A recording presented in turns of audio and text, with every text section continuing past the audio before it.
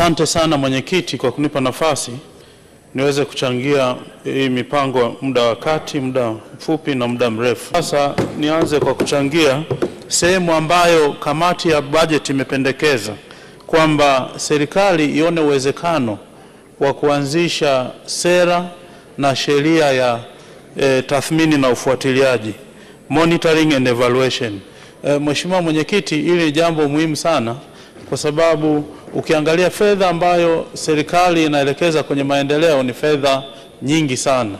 Ni kiasi kubwa cha fedha ambayo inatoka kwenye vyanzo mbalimbali ambao vingine ni mikopo, mapato yanayotokana na kodi na vyanzo vingine mbalimbali. Mheshimiwa mwenyekiti, kukiwa na sera ambayo imeandaliwa kwa ajili ya kusimamia mambo ya tathmini na ufuatiliaji, kukaundwa na sheria ikatungwa ikapitishwa na bunge kwa ajili ya kuelekeza mambo mbalimbali ya kufanyika, ni muhimu sana. Kwa nini? Kwa sababu fedha ambayo inaelekezwa kwenye miradi ya maendeleo ni kubwa sana.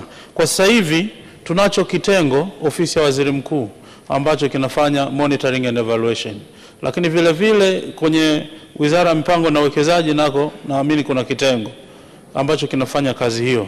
Lakini tungeenda mbali zaidi, hiyo ingechukuliwa kama ni vitengo tu kwa ajili ya kuishauri serikali upande wa ndani. Lakini tukija na sera na sheria ikaundwa na taasisi maalum ya kusimamia, kwa sababu hata kwenye maeneo ya ukaguzi kuna ukaguzi wa ndani, kuna wale wakaguzi internal auditors, lakini vile vile kuna external auditors. Ile inasaidia sana ili mtu asiweze kujichunguza mwenyewe. Kwa serikali hiyo inafanya miradi lakini inajichunguza mwenyewe. Kwa ili tupate maoni yenye uhuru, ni vizuri tukawa na taasisi ambayo ni independent kabisa, ikiwezekana kama ilivyo taasisi ya CAG. Maana nchi nyingine ukiangalia unaona hadi wana wizara kabisa ambayo inasimamia mambo ya tathmini na ufuatiliaji.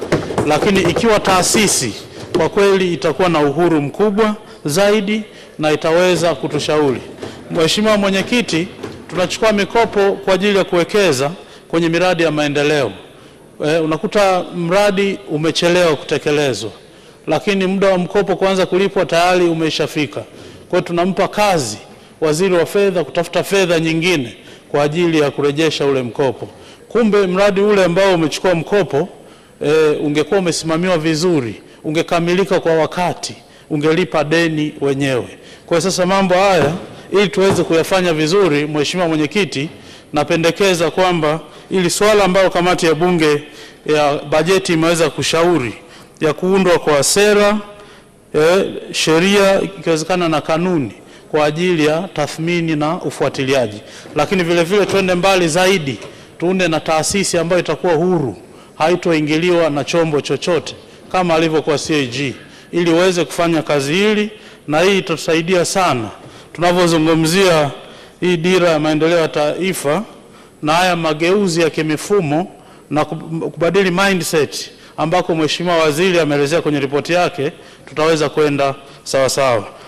Mheshimiwa mwenyekiti, lakini vile vile kamati imesisitiza na sio mara ya kwanza kuzungumzia umuhimu wa serikali kutenga angalau 1% ya pato la taifa kwa ajili ya tathmini na ufuatiliaji, kwa ajili ya tafiti. Mheshimiwa mwenyekiti, tukitenga 1% kwa ajili ya tafiti, tukavishirikisha vyuo vyetu vikuu, tuna chuo kikuu cha Sokoine, tuna chuo kikuu cha Dar es Salaam na vyuo vingine, chuo kikuu cha Dodoma, hizi fedha wakashirikishwa ili ziweze kuelekezwa katika tafiti zitatusaidia kuwa na sera ambazo zimefanyiwa tafiti nzuri, ambazo zitakuwa zinajibu changamoto halisi za kwenye jamii.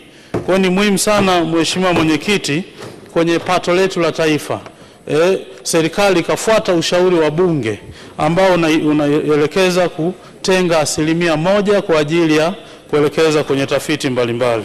Hili jambo lina umuhimu mkubwa sana.